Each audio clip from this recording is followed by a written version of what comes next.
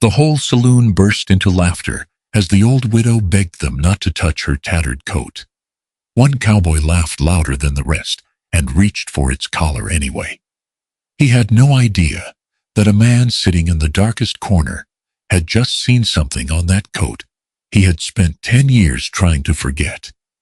The stranger slowly raised his eyes. 30 seconds later, nobody in the Golden Spur was laughing, but to understand why the stranger was staring at that ragged coat, as if he had seen a ghost. You have to know what happened when Mary Bennett walked through those doors. The snow had been falling over Silver Creek since early afternoon, and by 3:30, the road outside the Golden Spur Saloon had nearly vanished beneath a white sheet of ice and wind-blown powder. The winter sun still hung faintly above the mountains, casting a cold gray light through the storm. Inside, the stove burned hot. Whiskey filled the glasses, and cattlemen crowded around card tables while an old piano fought against the noise. No one noticed the small figures struggling through the snow until the doors opened and a blast of frozen air swept across the room. Mary Bennett stepped inside, with snow clinging to her gray hair and shoulders. She looked older than her 55 years. Her cheeks were hollow, her hands red and cracked, and both boots had been repaired so many times that almost none of the original leather remained. She carried a wicker basket beneath one arm. Inside it rested 12 small loaves of bread, wrapped carefully in cloth. But it was the coat that drew the first laughter. It was an old military coat, made for a much larger man. The dark wool had faded nearly gray. One sleeve carried several careful patches. The collar had been sewn twice. Near the left side of the chest was a ragged hole that Mary had never repaired. A small tarnished brass star remained pinned close beside it. Mrs. Harlow stood behind the bar, polishing a glass. She looked Mary from head to foot and smiled without kindness. "What do you want?" Mary held the basket tighter. "I baked bread this morning. I thought some of the gentlemen might buy a loaf." A few men looked over. Mrs. Harlow laughed. "Bread?" Mary nodded. 10 cents each. Another burst of coughing caught in her throat. She turned away and covered her mouth. "My daughter is sick. I only need enough for medicine." For a moment, nobody spoke. Then one cowboy near the bar leaned toward another. "Looks like the old woman needs medicine more than the girl." The men around him laughed. Mary lowered her eyes. Mrs. Harlow came around the bar. "You bring that smell in here. You frighten my customers. Then you expect them to eat something made in whatever hole you crawled out of." Mary's face reddened. "The bread is clean. I made it this morning." Mrs. Harlow reached into the basket, picked up one loaf, smelled it dramatically, then dropped it. It struck the floor. Mary bent quickly to retrieve it. Mrs. Harlow kicked the basket from her hands. The remaining loaves scattered across the dirty boards. Several rolled beneath chairs. One landed beside a muddy boot. Laughter filled the saloon. Mary froze. She did not cry. Not yet. She simply stared at the bread she had risen before dawn to bake. Mrs. Harlow pointed toward the doors. "Take your garbage and leave." Mary slowly knelt. "Please, I only need 20 cents for the medicine." A tall cowboy named Wade Mercer planted his boot on one of the loaves. 20 cents. He grinned down at her. "Maybe that rag on your back is worth something." Mary's head snapped up. Her hands immediately closed around the front of the old coat. "No." Wade laughed. "Come on. Boys, look at this thing. Might make a decent cloth for cleaning boots." Mary backed away. "Please don't touch it." For the first time, fear entered her voice. Wade stepped closer. "Why?" "Your dead husband coming back for it." Mary's eyes filled with tears. It was his. The laughter grew louder. At the darkest table in the corner, A man who had not spoken all evening slowly lifted his head, but nobody noticed him. Wade reached toward Mary. She clutched the coat against her chest. "Please." His fingers closed around the worn military collar. The saloon doors flew open before Wade could pull the coat from Mary's shoulders. A young woman stumbled through the blowing snow, one hand gripping the doorframe to keep herself upright. Her dark hair was damp with melted snow, her face pale with fever. But the moment she saw Wade's hand on her mother, weakness vanished from her eyes. "Let go of her." Mary turned in shock. "Elena, you should be in bed." Elena crossed the room and placed herself between her mother and Wade. "I said let go of her." Wade looked at the trembling young woman and laughed. "And what are you going to do about it?" He reached past Elena for the coat again. A gunshot cracked through the Golden Spur. The glass in Mrs. Harlow's hand exploded. Every voice died. The piano stopped. From the darkest corner of the saloon, the stranger rose. I was tall, broad-shouldered, and dressed in a dark trail coat, dusted with snow. Black hair framed a weathered face, and there was something in his features that spoke of his Apache blood. A pale scar ran beside one cheekbone. His revolver remained steady in his hand, smoke curling from the barrel. His eyes were fixed on Wade. "Take your hand off that woman." Wade slowly released Mary. The stranger holstered his revolver and walked forward. Nobody laughed now. Men who had been shouting seconds earlier quietly moved aside. Donald Hale stopped beside the fallen bread. He looked at Mary, then at the coat. His gaze settled on the ragged hole on the left side of the coat's chest. For one brief moment, something broke through the coldness in his face. Then it disappeared. Donald reached beneath his coat and removed a heavy leather pouch. He threw it onto the bar. The cord came loose. Gold coins spilled across the wood. Mrs. Harlow stared at them. Donald placed a folded bundle of property deeds beside the gold. "You laughed because her coat is torn." Nobody answered. His voice remained low. "You laughed because she needed 20 cents. Donald looked around the room. "There is enough gold on that counter to buy everything in this room twice over. Those papers are silver claims, grazing land, and property worth more than most of you will earn in a lifetime." Mrs. Harlow swallowed. Donald turned toward Wade. "So if money is what teaches you the value of a man, look carefully." Wade's face had gone pale. Donald stepped closer until only a few inches separated them. "You have two choices, Eyes. Get on your knees. Pick up every loaf you knocked into the dirt. Pay Mrs. Bennett for all of them. And apologize." Wade glanced toward the doors. "Or," Donald's eyes hardened, "or leave Silver Creek before this storm stops. If I see you here tomorrow, you will learn exactly how little all that gold has taught me to fear men like you." Wade dropped to his knees, one by one. He began gathering the loaves. No one laughed. Donald then turned toward Mrs. Harlow. The color disappeared from her face. "You kicked the basket. I did not mean any harm. You meant enough when you thought she was too poor to answer back." Donald pushed the pouch of gold toward her. "How much is the Golden Spur worth?" Mrs. Harlow stared at him. "It is not for sale. Everything has a price." Donald placed one finger on the deeds. "But I am not buying your saloon. I am showing you the difference between being poor and being powerless." He pointed toward Mary. "You confuse the two." Mrs. Harlow lowered her eyes. "Pick up her basket." She obeyed.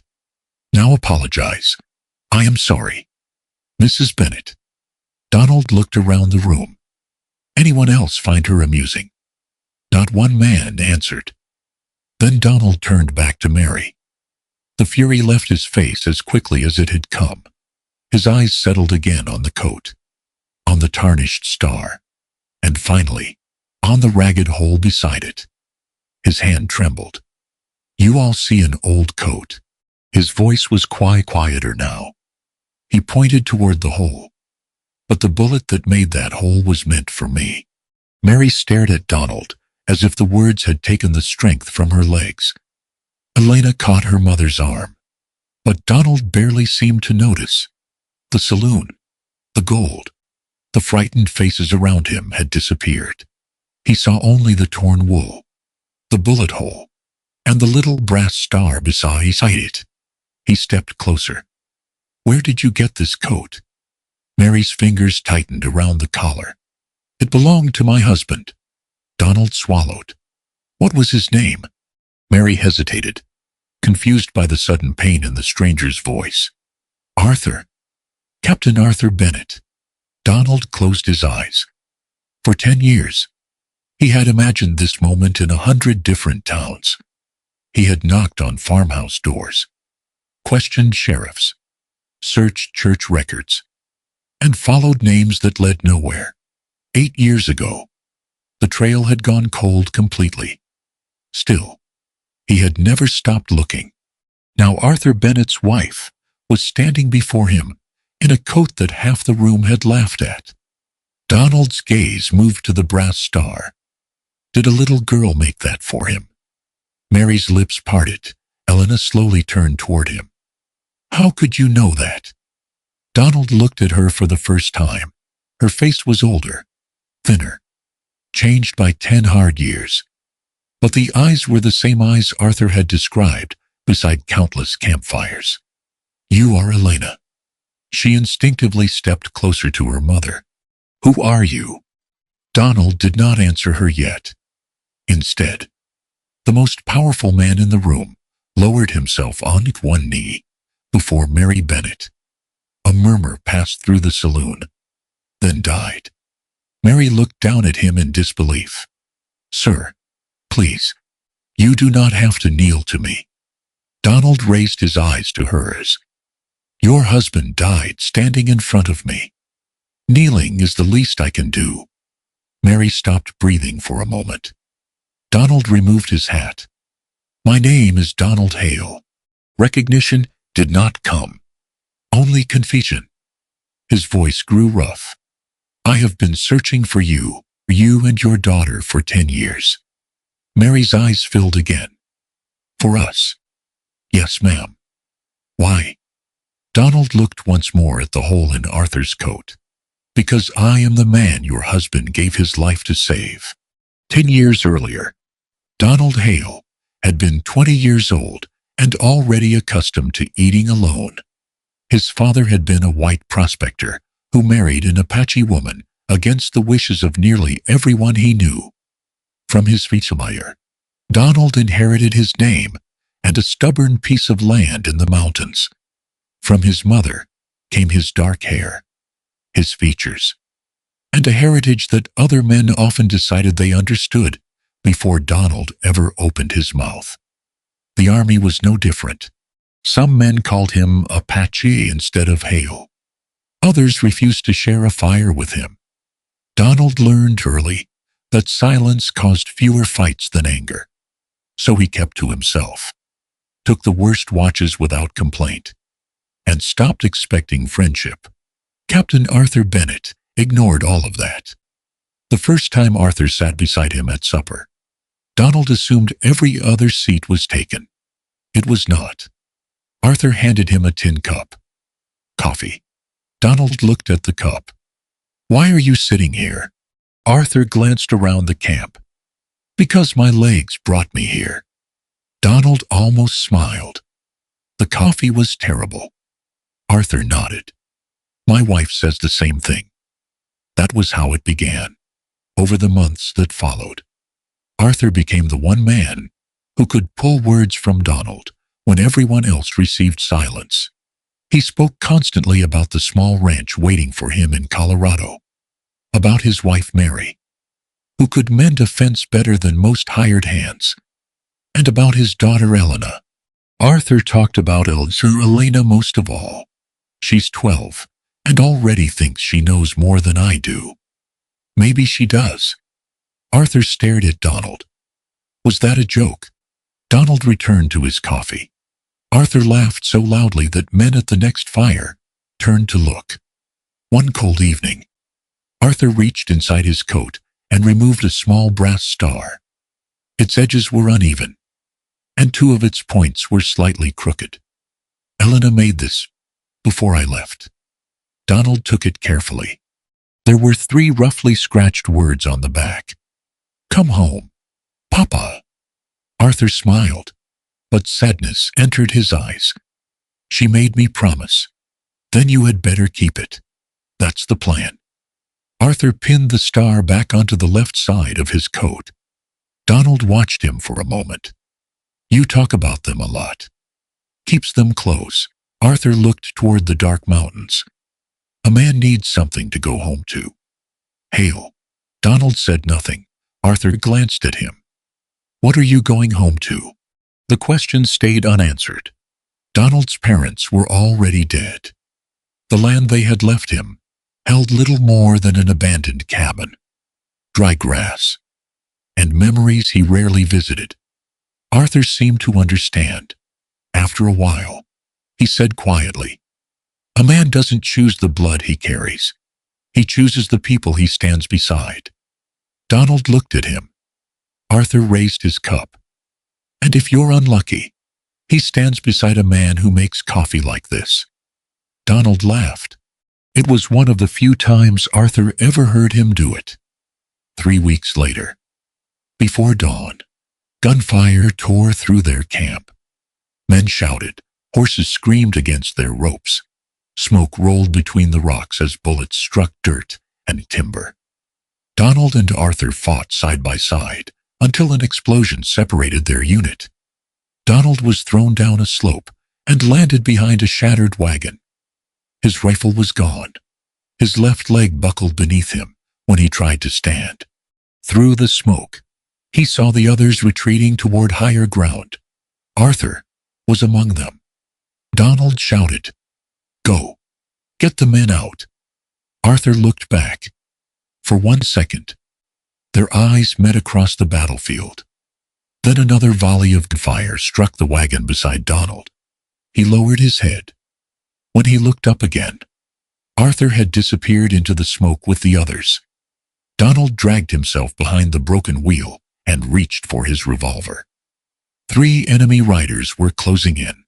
Ani had 4 bullets left. Donald knew no one was coming back. Then, through the gunfire, a familiar voice shouted his name. Hale. Donald turned. Arthur Bennett was running back through the smoke. Arthur reached Donald just as the first rider raised his rifle. He fired once, pulled Donald behind the shattered wagon, then turned and fired again. What are you doing here? Donald shouted over the gunfire. Arthur grabbed him beneath the arm. Getting you home. I don't have a home. Then live long enough to find one. They had almost reached the rocks when Donald saw the rifle beyond Arthur's shoulder. The muzzle flashed. Arthur moved before Donald could. His body struck Donald's chest, and both men fell into the snow. For a moment, Donald heard nothing. Then he saw the blood. It spread across Arthur's coat from a hole near the left side of his chest, only inches from Elena's little brass star. No. Donald pressed both hands against the wound. No. Stay with me. Arthur's breathing came shallow and wet. With trembling fingers, he reached inside his coat and pulled out a folded letter. Mary. Donald shook his head. You'll give it to her yourself. Arthur pushed the letter into his hand. Listen to me. Hale. Donald bent closer. Find them. Arthur's fingers widened around his wrist. Mary and Elena, find them for me, I promise. Arthur looked at him for another second, then whispered, Get home alive. His hand slipped from Donald's wrist. 10 months later, Donald stood before the gate of Bennett Ranch with Arthur's unopened letter inside his coat. He was too late. Disease had killed most of the cattle. Debt had taken the land. Mary and Elena had left months earlier. and no one knew where they had gone. Donald began searching. Years passed. One town became 20, then 50. He questioned sheriffs, ministers, ranchers, merchants, anyone who might remember a widow named Mary Bennett traveling with a young daughter. Meanwhile, the barren mountain land his parents had left him revealed a rich vein of silver. Donald became wealthy, then wealthier than he had ever imagined. But the letter remained unopened. So did the promise. After 2 years of searching, every reliable trail disappeared.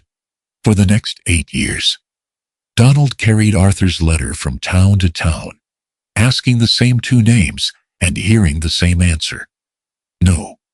Until a snowy afternoon in Silver Creek, 10 years after Arthur Bennett died in that coat, Donald Hale looked across the Golden Spur Saloon and saw the bullet hole again.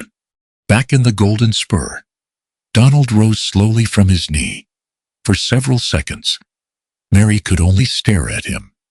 Then Elena coughed behind her, a deep, painful cough that bent her nearly double. Donald turned at once. How long has she been sick? Mary hesitated. 4 days. The fever became worse last night. Donald looked at Elena. She was trying to stand straight, but her lips had lost their color.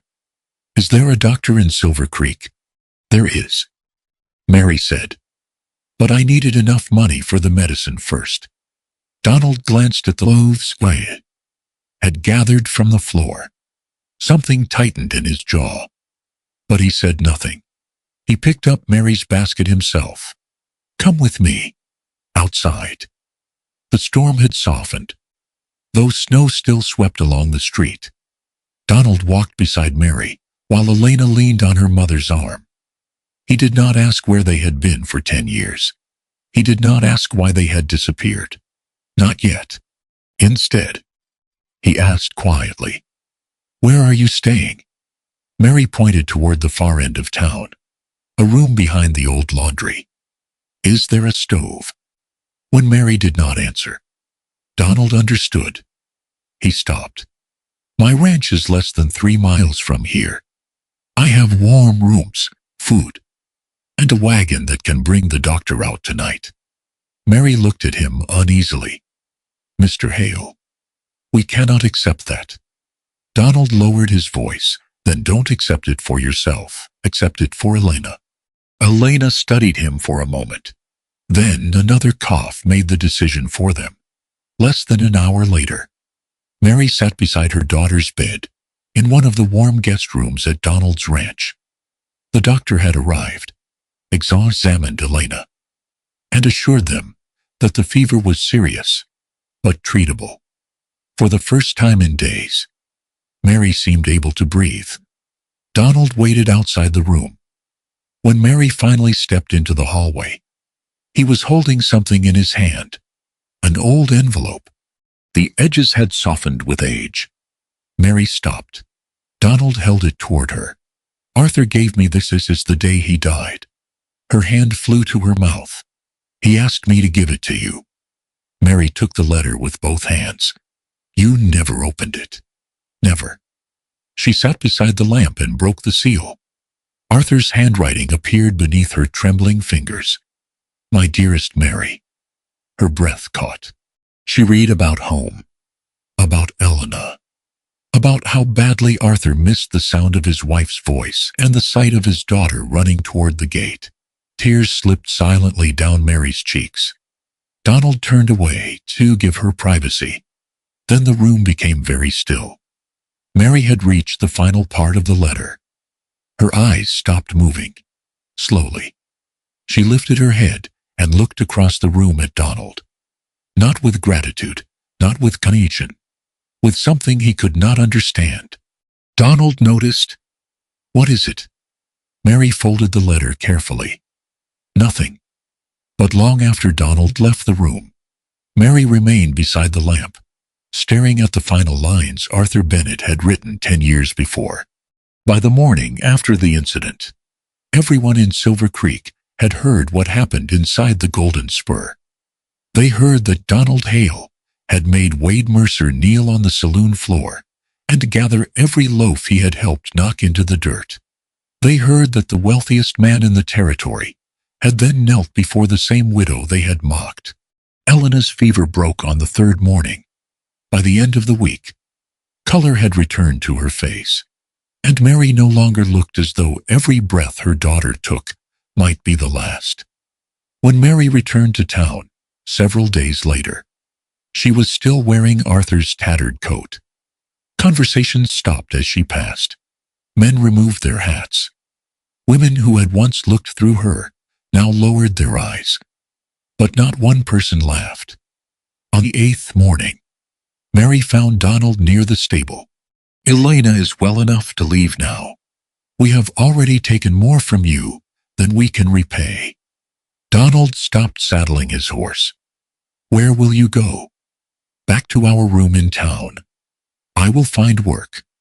Donald knew exactly what waited for them there. A cold room behind an old laundry, little food, and whatever work Mary could find with hands already worn raw by years of labor. "Then work here." Mary stared at him. Donald continued before she could refuse. "I have men who can mend fences and move cattle, but nobody who can properly manage that house. You ran a ranch with Arthur. You know what the work requires, Mr. Hale. I will not accept charity. Neither will I offer it. I am offering wages, Liz." Mary studied his face. "And Elena, I can work too," Elena said from behind them. They turned. She stood wrapped in a shawl, still pale but smiling. Donald raised an eyebrow. "Can you ride?" "My father taught me." "Can you keep ranch accounts?" "My mother taught me." Donald considered her for a moment. "Then I suppose I will have to pay you too." For the first time, Elena saw the faintest hint of a smile on his face, so Mary and Elena stayed. The ranch began changing almost immediately. Mary took charge of the household with the quiet competence of a woman who had once managed a home of her own. Elena helped with the accounts and gradually began accompanying Donald across the property as her strength returned. Then, one morning, Donald entered the kitchen and stopped. 3 plates sat on the table. For years, there had only been one. Mary was cutting bread beside the stove. Elena sat by the window. "You're late," Elena said. "For what?" "Breakfast. I usually eat when I have time." Mary placed a pan of eggs on the table. "Today you have time." Donald looked at the 3 plates, then quietly sat down. It happened again the next morning, and the morning after that. On the 4th day, Donald did not come in until breakfast was nearly over. Mary had already left the kitchen when he found Elena alone at the table, reading over the ranch accounts. A covered plate waited beside her. Donald looked at it. "You waited." Elena did not look up. "Your eggs did." Donald lifted the cloth. The food was still warm. He looked toward the stove, then back at her. Elena finally smiled. "I may have helped them." Donald sat down. Neither of them said anything more. But after that morning, whenever Donald entered the kitchen, there were always 3 plates. Over the following days, Elena began joining him when he inspected the ranch. Donald showed her the horse barn, the cattle pastures, and the distant ridge where his silver mine cut into the mountain. One afternoon, one of the younger horses broke loose from a ranch hand and backed nervously against the fence. Donald started toward it, but Elena was already there. She approached slowly, speaking to the animal until its breathing eased. A minute later, the reins were in her hand. Donald watched her. "You always this stubborn?" Elena brushed hay from her sleeve. "Only when someone tells me I cannot do something." A faint smile touched Donald's face. "Your father never told me that." "Good." Donald raised an eyebrow. "Why is that good?" Elena handed him the reins. Because now you know something about me that came from me. For a moment, Donald simply looked at her. Then Elena walked toward the barn, leaving him with the horse and a smile he did not quite know how to hide. You own all of this. Most of it. Elena glanced toward the enormous house, and you live there alone. Donald nodded. That is an awful lot of house for one man. I never noticed. I think you noticed. You just stopped admitting it. Donald looked at her. Arthur said you talked too much. Elena smiled. Then he remembered me correctly. Donald smiled before he could stop himself.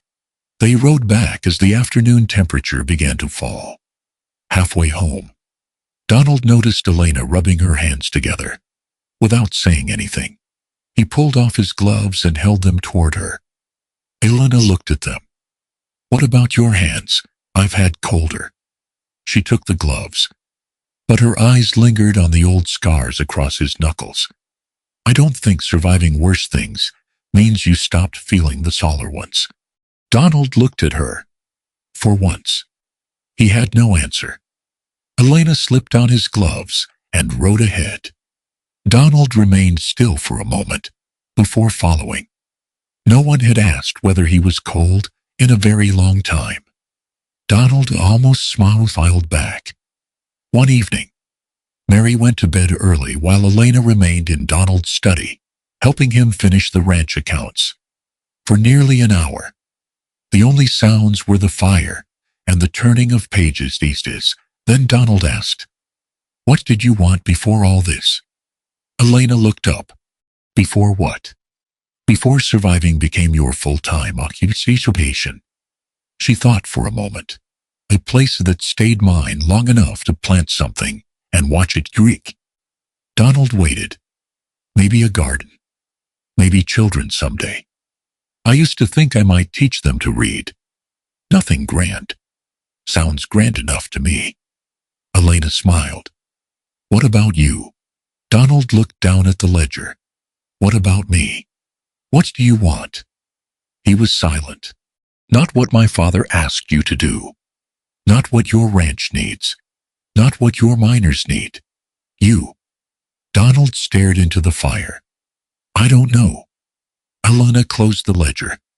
Then maybe that is something you should find out.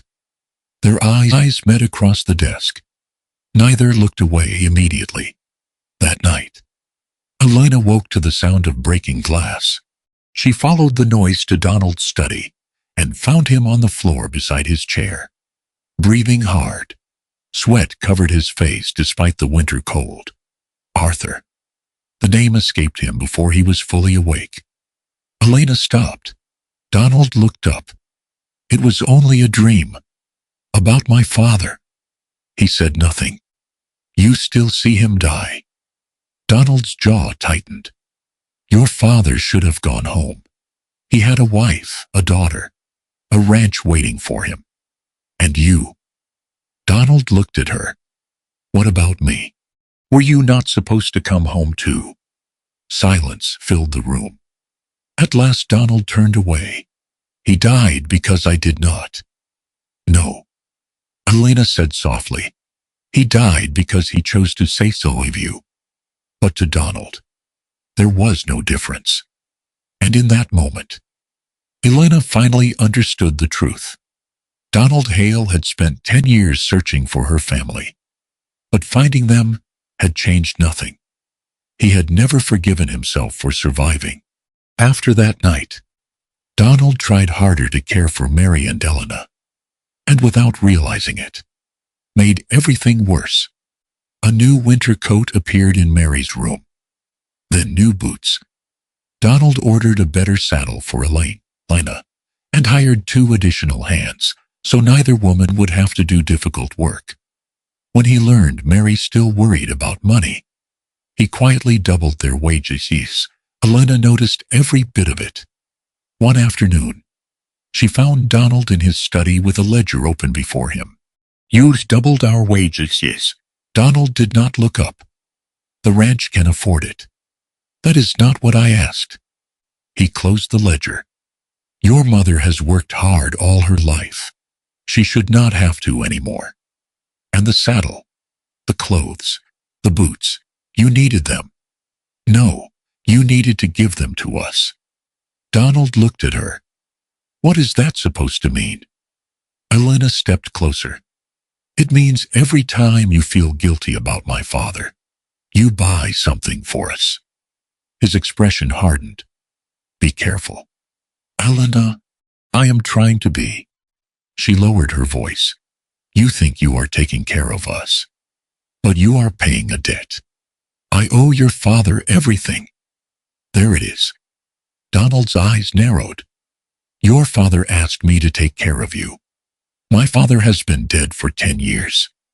The words struck harder than Elena intended, but she did not take them back. You do not see us. Donald, that is not true. When you look at Mama, you see Arthur Bennett's widow. When you look at me, you see Captain Bennett's daughter. I know who you are. Then tell me one thing you have learned about me, because you wanted to know me, not because my father asked you to protect me. Donald opened his mouth. Nothing came. Elena waited. The silence answered for him. Pain crossed her face. That is what I thought. She turned and left the study. Donald remained beside the desk long after the door closed, surrounded by everything his silver had bought, and confronted by the one thing money could not repair. The next morning, Elena entered the kitchen before sunrise, as she had done every morning for weeks. She placed 3 plates on the table. Mary sat down. They waited. Donald's chair remained empty. Minutes passed. The eggs grew cold. Finally, Elena reached across the table. She picked up the 3rd plate and quietly put it back in the cupboard. That evening, she found Donald alone in the stable, brushing a horse that had already been brushed twice. I hurt Elena. Mary stood beside him. Yes. Donald lowered the brush. I thought I was keeping my promise. I know. But there is something in Arthur's letter you need to hear. Donald looked at her. The letter was written to you. It was. But part of it was about you. Mary unfolded the worn pages. Arthur wrote this before his last battle. She began to read. Mary, there is a young man here named Hale. I think you would like him, though he would probably spend the whole supper pretending he had nothing to say. Donald's eyes lowered. The others see his Apache blood before they see the man. Hale pretends it does not trouble him. But I know better.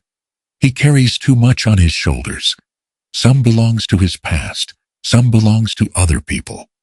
I wish I could make that stubborn fool understand that not every burden he sees is his to carry. Mary paused, fighting back tears. Donald stood motionless. She continued. He asked me once why I trusted him. I told him a man does not choose the blood he carries.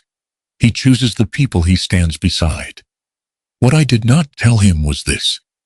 If the day ever comes when my life is in his hands, I know he will stand beside me too. Donald closed his eyes. For 10 years he had remembered Arthur falling into the snow, the blood spreading across the coat, the hand slipping from his wrist. Mary read the final lines. Men like Hale spend their lives believing they must earn their place in this world. I hope someday he finds something that teaches him otherwise. A home, perhaps. People who are glad when he walks through the door. Something worth coming home to. Mary lowered the letter. Donald turned away. Arthur wrote those words before there was any debt between you. Mary said, before that bullet, before your promise. A tear crossed Donald's scar. Then another. I should have been the one who died. Mary stepped closer. No. Donald's shoulders trembled. He had you. He had Elena. He had a home. And he still chose to go back for you. Donald covered his face. Mary's own voice broke. You have spent 10 years believing Arthur died, because your life was worth less than his. But listen to the man who knew you before any debt existed. Arthur already believed your life was worth saving. For the first time in 10 years, Donald stopped fighting the grief. He wept. Not for the debt he could never repay. Not for the promise he had carried across 100 towns. He wept for his friend. And at last, for the first time since Arthur Bennett died, Donald allowed himself to believe that surviving had not been a sin. 3 days later, Donald asked Mary and Elena to ride with him. He did not tell them where they were going. By noon, the 3 horses reached a weathered wooden gate at the edge of an abandoned valley. Mary stopped so suddenly that Elena nearly rode past her. Beyond the gate stood an old farmhouse beneath a cottonwood tree. Part of the roof had collapsed. The fences leaned beneath years of neglect, and the barn doors hung crooked on their hinges. Mary's hand rose to her mouth. Bennett Ranch. Elena stared at the place where she had spent the first 12 years of her life. Donald dismounted. I found the bank that took it after Arthur died. The land changed hands twice after that. Mary looked at him.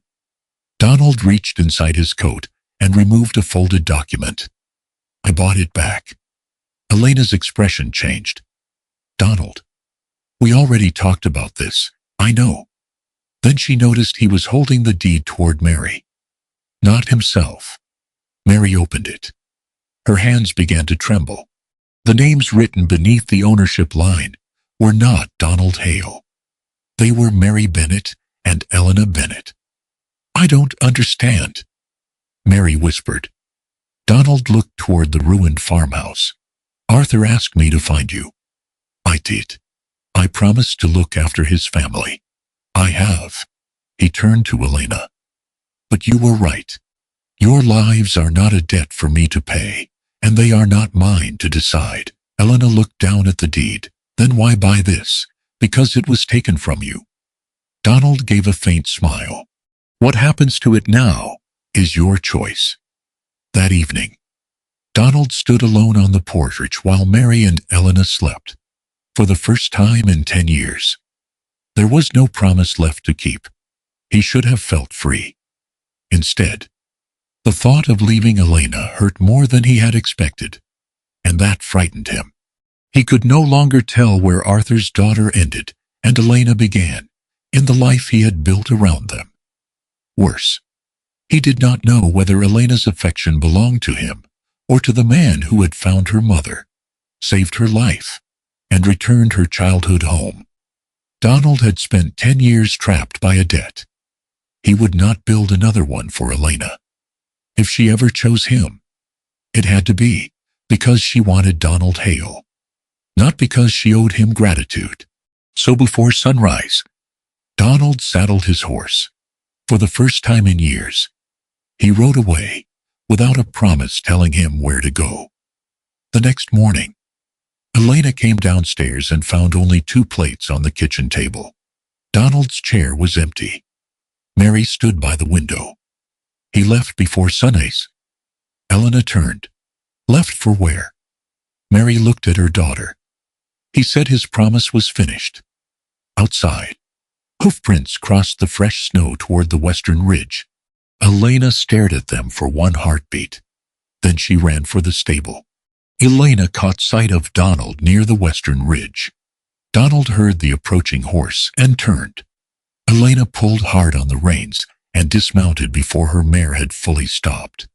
You left without saying goodbye. Donald looked toward the mountains. Goodbyes have never been something I do well. Is that why you are leaving? My promise to your father is finished. You have your land back. Your mother has a home. You have a future. Elena stepped closer. And what do you have? Donald did not answer. She looked at the man who had crossed half the West, searching for them, yet still did not know where he belonged. Don't stay because of my father. Donald met her eyes. Then why should I stay? Elena's voice softened. Because I am asking you to. He said nothing. Not Captain Bennett's daughter. Not someone you owe. Me. Donald looked back toward the road ahead. For 10 years, I knew exactly what I was supposed to do. And now I don't know. Elena reached for his hand. Then start with one thing you want. Donald looked down at their hands. What if I don't know how? Her fingers closed around his. Then learned.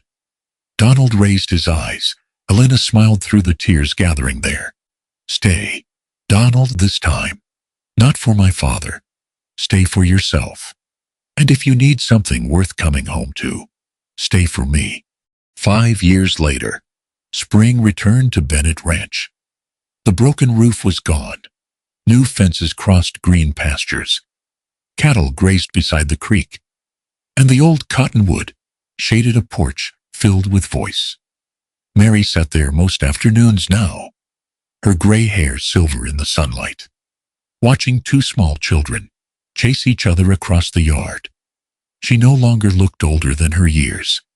She simply looked peaceful. Donald and Elena had married beneath that cottonwood 3 summers earlier. Donald still owned his silver mines and the ranch outside Silver Creek. But when evening came, there was always somewhere he wanted to return. One afternoon, Donald found Elena in the garden, moving tomato plants from one row to another. He leaned against the fence, too close together. Elena looked up. I beg your pardon. The tomatoes. You always plant them too close together. She narrowed her eyes. Since when are you an expert on me? Donald smiled. You hate thunder, but love rain. You save the heel of the bread for last. You pretend not to cry when your mother sings. When you're angry, you saddle a horse before deciding where you're going. Elena slowly stood. Donald remembered another room, years earlier, and a question he had once been unable to answer. Elena remembered it too. She smiled. Anything else? Donald opened the gate and took her hand. A few things. Later that afternoon, Donald entered the house and found Elena standing beside the fireplace. Arthur's old military coat hung there. The faded wool had been cleaned. The torn sleeve had been carefully repaired. Even the collar had been strengthened. But one thing remained untouched. The bullet hole. Donald stood beside Elena. You still won't mend it. Elena touched the little brass star beside the hole. No. Why? She looked toward the open door. Outside, their children were laughing. Mary called to them from the porch. Elena rested her head against Donald's shoulder. Because that is where my father's life ended. Donald looked at the ragged hole. Once, he had been unable to see it without remembering blood on snow. Now he heard children laughing. Elena took his hand. And it is where yours began again. Donald said nothing. He did not need to. For 10 years, Donald Hale had crossed the West trying to repay a debt Arthur Bennett had never asked him to carry. In the end, he finally understood. Arthur had not given him an obligation. He had given him a life. And at last, Donald had learned how to live it.